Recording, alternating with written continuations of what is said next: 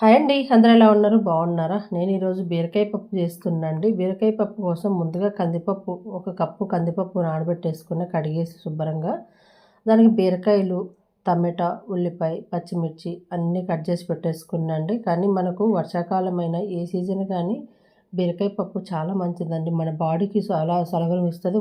ఇప్పుడు ఎక్కువ మంది వాటర్ ఎక్కువ తాగరు కదా! వాటర్ ఎక్కువ తాగని వాళ్ళు బీరకాయి, సొరకాయి, పొట్లకాయి అలాంటి ఆకుకూరలు తినకుండా కూరగాయలలో ఇవి తీసుకున్నారనుకోండి చాలా మంచిది. వర్షాకాలం గానీ, ఎండాకాలం ఏ సీజన్ అయినా పర్వాలేదండి.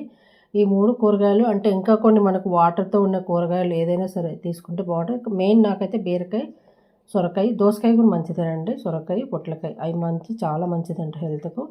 నేనిప్పుడు పప్పులో అన్నీ ఏసేసి కుక్కర్‌లో పెట్టేసానండి. కుక్కర్ గ్యాస్ కట్టిపోయింది. గ్యాస్ కట్టిపోయి ఉడకట్లేదు. ఎంతసేపు పెట్టినా గాని విజిల్ రావట్లేదు. టైం అవుతుంది గాని విజిల్ రావట్లేదు. ఇంకేం చేయాలి?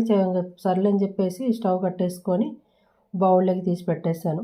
ఒకటే కుక్కర్ ఉంది. మా వారు కుక్కర్‌లో వేయటం ఇష్టం ఉండదు. ఆయన ఇష్ట ప్రకారమే ఇది జరిగిపోయిందనమాట ఈరోజు. ఇది కుక్కర్ పాడైపోయిందని కొట్టుకుంటుంటే అంటున్నాడు. ఈ కుక్కర్‌లో తినొద్దంటే మళ్ళీ కుక్కర్‌లో పెడతాను. పప్పు ఎట్లా ఉడుకుతదండి? ఎంత టైం పడుతది? గ్యాస్ వేస్ట్ అయినా పర్వాలేదు తెచ్చుకోవచ్చు. పప్పు మాత్రం కుక్కర్‌లో పెట్టకు టేస్ట్ ఉండదు అంటారు. చాలామంది అన్నీ కుక్కర్‌లోనే వండుకుంటారు. మరి వాళ్ళు ఎలా తింటారో ఏమో నాకు అర్థం కాదు. మా వాళ్ళు మాత్రం అస్సలు గింజుకుంటారండి బాబు. ఎంత టైం పట్టిందో పప్పు ఉడకనీకి.